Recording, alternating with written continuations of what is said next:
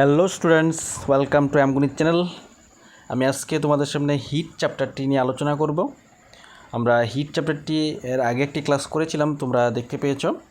আজকে আমরা পরবর্তী অংশগুলি আমরা আলোচনা করব এবং চ্যাপ্টারটা শেষ হওয়ার পরে আমরা কিছু কোশ্চেন দিয়ে দেব। তোমাদের যে পরীক্ষাতে যে সমস্ত কোশ্চেনগুলি আসে, সম্পূর্ণ চ্যাপ্টারটি যখন আলোচনা করা শেষ হয়ে যাবে তখনই কিন্তু আমরা কোশ্চেনগুলি দেব। তার জন্য চ্যানেলটিকে সাবস্ক্রাইব করাটা থেকে অবশ্যই চ্যানেলটিকে সাবস্ক্রাইব করে রাখবে এবং বিশেষ করে লাইক এবং শেয়ার করে দেবে। তো চলো শুরু করতে যাচ্ছি আজকে আমাদের হিট চ্যাপ্টার থেকে আমরা কিছু আলোচনা করব। এখানে মেজারিং টেম্পারেচার থেকে আজকে আমরা শুরু করব। আমরা এর আগের ক্লাসে আমরা মেজারিং টেম্পারেচার আগ পর্যন্ত আমরা করেছিলাম যে temperature is measure by a device call thermometer. এতটুকু পর্যন্ত কিন্তু আমরা এর আগের ক্লাসে আমরা করেছিলাম। তো আজকে আমরা মেজারিং টেম্পারেচার থেকে আলোচনা করব।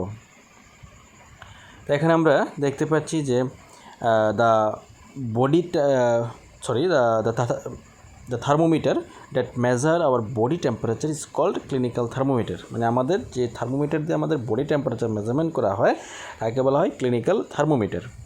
Hold the thermometer in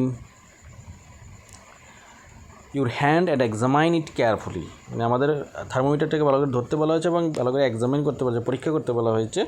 if you do not have a thermometer, তুমি কি কখনো থার্মোমিটার দেখো নি, request a friend to share with you. A clinical thermometer looks like the ones show in figure 4.2। এখানে 4.2 এর মধ্যে একটা থার্মোমিটারের ছবি দেওয়া হয়েছে, সেটাকে দেখার জন্য বলা হয়েছে। এখানে দেওয়া থার্মোমিটারের একটা ছবি দেওয়া হয়েছে। তারপরে clinical thermometer consist of a long narrow uniform glass tube. এখানে একটা ক্লিনিক্যাল থার্মোমিটার একটা লম্বা চিকন একটা গ্লাস টিউবের মতো দেখতে। It has a bulb at one end, এক প্রান্তে একটা বাল্ব থাকে।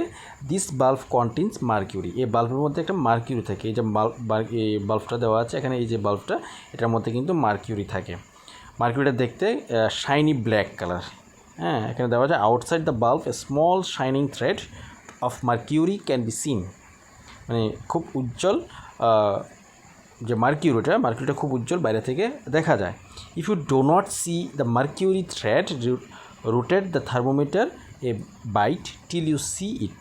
মানে বলেছে যখন তুমি মার্কিউরিটাকে দেখতে না পাও তখন কী করতে হবে, এটাকে রোটেট করতে হবে যতক্ষণ পর্যন্ত তুমি দেখতে না পাও। You will also find a scale on the thermometer. The scale we use is the Celsius scale indicate by degree Celsius. মানে আমরা থার্মোমিটারকে মেজারমেন্ট করার জন্য, বডি টেম্পারেচার মেজারমেন্ট করার জন্য যে ইউনিটটা ব্যবহার করবো সেটা হলো সেলসিয়াস স্কেল।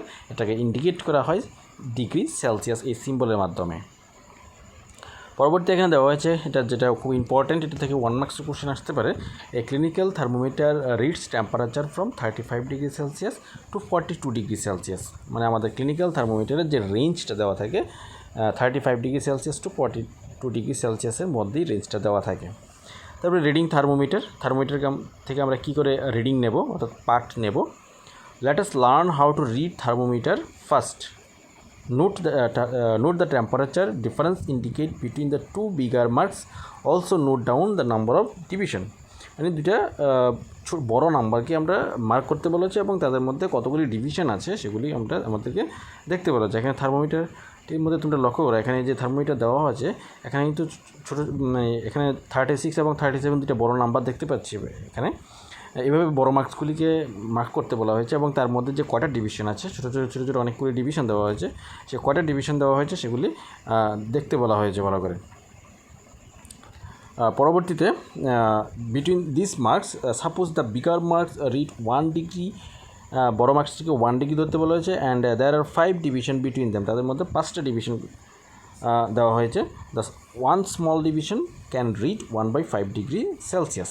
প্রত্যেক ছোটো ডিভিশনগুলিকে 0.5 ডিগ্রি সেলসিয়াস ধরতে বলা হয়েছে। Wash the thermometer prefer with the antiseptic solution.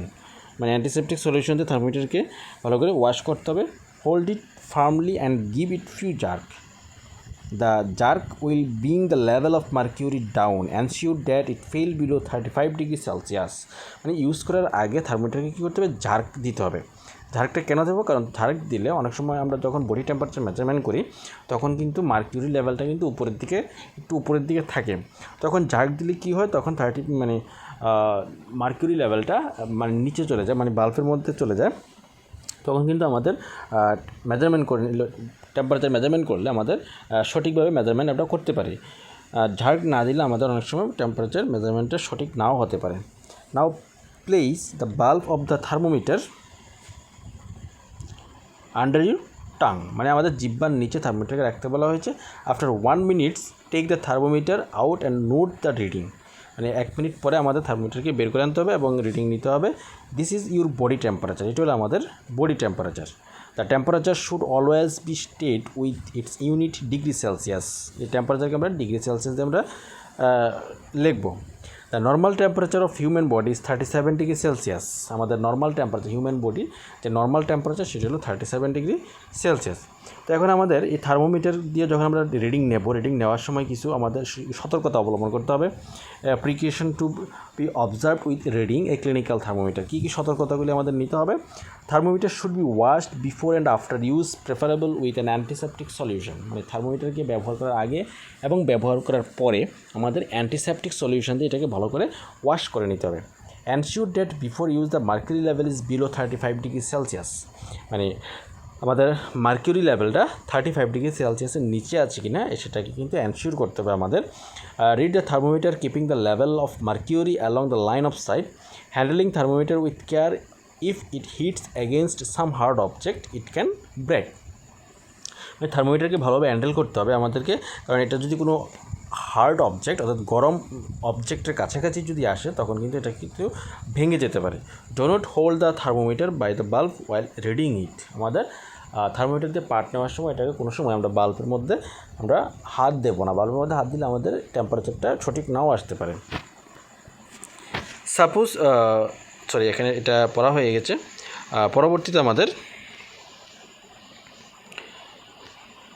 a clinical thermometer record your observation as the table 4.2, এখানে 4.2 এর মধ্যে যে টেবিলটা দেওয়া হয়েছে সেটার মধ্যে আমাদের একটা বডি টেম্পারেচারের যে রেকর্ডগুলি আছে সেগুলিকে লেখার জন্য বলা হয়েছে। Is the body temperature of every person 37 degree Celsius, এখানে কোশ্চেন মার্ক বলেছে যে প্রত্যেক পার্সনের যে বডি টেম্পারেচার সেটা কি 37 ডিগ্রি সেলসিয়াস হবে কি না। তো আমরা জানি সবার মানে বডি টেম্পারেচার সেম নাও থাকতে পারে। The temperature of every person may not be 37 degrees Celsius. It could be slightly higher or slightly lower হতে পারে। Actually, what we call normal temperature is the average body temperature of a large number of healthy person. মানে এটাকে normal temperature 37 degree Celsius এটাকে নেওয়া হয়েছে কারণ আমরা যখন হেলদি পার্সনের body temperature large number of healthy পার্সনের বডি টেম্পারেচার মেজারমেন্ট করা হয়েছে তখন কিন্তু এই 37-এর কাছাকাছি কিন্তু টেম্পারেচারটা ছিল, তাই এটাকে নর্মাল টেম্পারেচার হিসেবে ডিনোট করা হয়।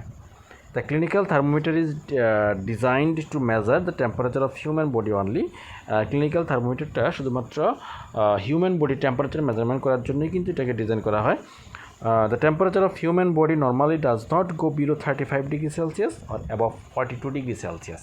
আমাদের বডি টেম্পারেচার কিন্তু 35 ডিগ্রি সেলসিয়াসের বেশি কম হতে পারে না এবং 42 ডিগ্রি সেলসিয়াসেরও বেশি হয় না।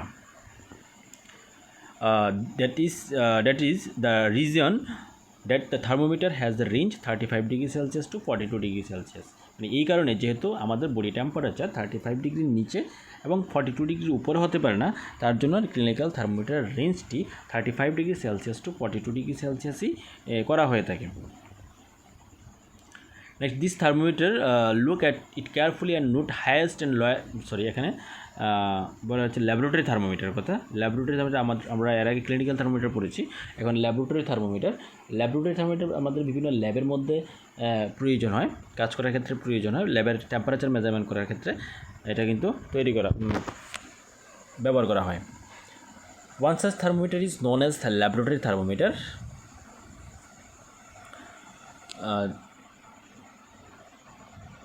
Look at carefully and note the highest and the lowest temperature it can measure. The range of the laboratory thermometer is generally from -10 degree Celsius to 110 degree Celsius. মানে আমরা এখানে আরেকটি কোশ্চেন পেয়ে গেলাম, নর্মাল থার্মোমিটার ল্যাবরেটরি থার্মোমিটার যে range সেটা -10 degree Celsius to 110 degree Celsius. Also, as you did in the case of the clinical thermometer, find out how much small deviation on this thermometer reads. You would need this information to read the thermometer correctly. Next আমাদের এখানে আর কিছু একটা দেওয়া হয়েছে যে different types of thermometers are used for different purpose, the maximum and minimum temperature of the previous day report in weather reports, মানে weather reports measurement করতে গেলে আমাদের যে থার্মোমিটার ইউজ করবো সেটা হলো ম্যাক্সিমাম অ্যান্ড মিনিমাম থার্মোমিটার। তো আরেকটি থার্মোমিটার আমরা পেয়েছি ম্যাক্সিমাম অ্যান্ড মিনিমাম থার্মোমিটার, যেটা ওয়েদার রিপোর্ট মেজারমেন্ট করা হয়।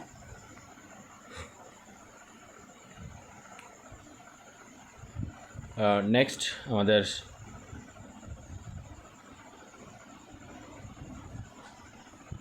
তো এইটুকুই আমরা আজকে আলোচনা করলাম। পরবর্তী ক্লাসে আমরা পরবর্তী অংশগুলি আলোচনা করব। এগুলি কিছু অ্যাক্টিভিটি আছে, সেই অ্যাক্টিভিটিগুলি তোমরা দেখে নেবে অ্যাক্টিভিটির মধ্যে কী বলা হয়েছে। অ্যাক্টিভিটিগুলি মধ্যে থেকেও তোমাদের কিন্তু কোশ্চেন আসতে পারে।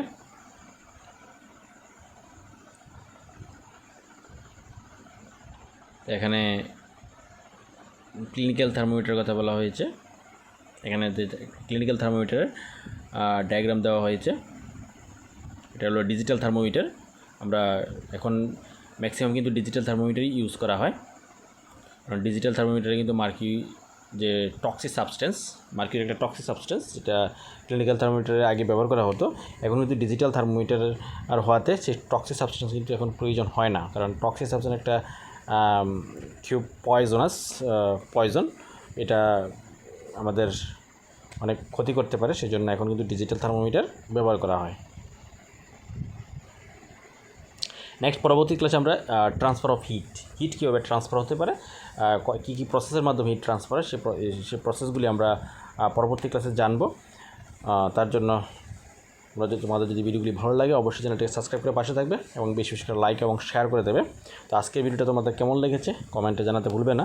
তোমরা প্রায় দেখছি অনেকেই তোমরা ভিডিওগুলি দেখছো, বাট তোমরা কমেন্টে কিছু জানাচ্ছ না, কারণ তোমাদের কমেন্টে আমাকে বেশি বেশি করে উৎসাহিত করবে তোমাদের পরবর্তী ক্লাস নিয়ে আসার জন্য। তাই তোমরা অবশ্যই কমেন্টে জানাবে তোমাদের কীরকম লাগে ভিডিওগুলি এবং তোমরা কীরকম ভিডিও চাও কমেন্টে জানাবে।